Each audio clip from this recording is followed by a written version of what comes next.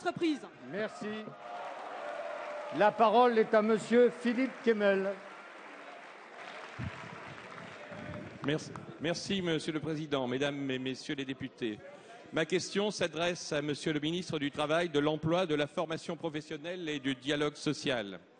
La volonté du Président de la République de donner rapidement un emploi aux jeunes éloignés du marché du travail s'est traduite par la loi sur les emplois d'avenir, portée par Monsieur le Premier ministre et vous-même et discutée dans cette enceinte et récemment au Sénat.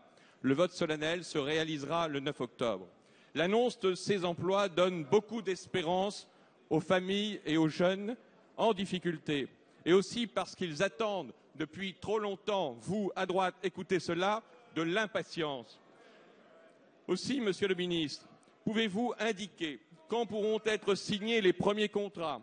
Comment comptez-vous associer et solliciter les élus, les territoires, les réseaux de l'économie solidaire, les missions locales pour une montée rapide de ces emplois? D'autre part, quels financements seront inscrits dans le budget 2013? Une part de ces crédits concernera-t-elle les dispositifs d'accompagnement, de formation et de professionnalisation? Enfin, pour les autres contrats aidés, les financements continueront-ils à être disponibles? Ces précisions sont attendues par les familles et les jeunes. Ils sont 150 000, celles et ceux aussi qui, dans les régions, veulent que cette belle loi de gauche puisse entrer dans sa phase active. Merci. La parole est à monsieur Michel Sapin. Merci, Monsieur le Président. Monsieur le député, dans votre circonscription tout particulièrement, vous connaissez ce drame de la jeunesse de France qui est sans emploi, sans formation. Dans votre circonscription, comme dans l'ensemble du territoire français, jamais il n'y a eu autant de jeunes dans cette situation de double échec. Échec économique, il n'y a pas eu d'emploi pour les jeunes.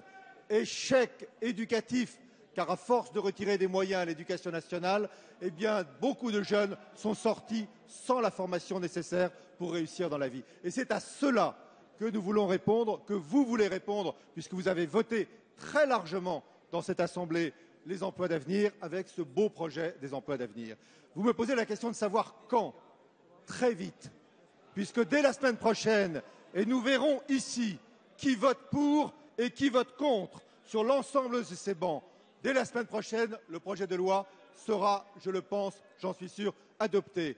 Dès les semaines suivantes, les décrets d'application et les circulaires d'application seront mis en œuvre. Et dès le début du mois de novembre, les premiers emplois d'avenir pourront être signés sur l'ensemble du territoire français. Il aura fallu moins de 2 mois entre l'adoption en Conseil des ministres et la mise en application sur le territoire. C'est rare d'aller aussi vite sur une politique de cette nature. Vous me demandez si les crédits seront là. Oui, les crédits seront là.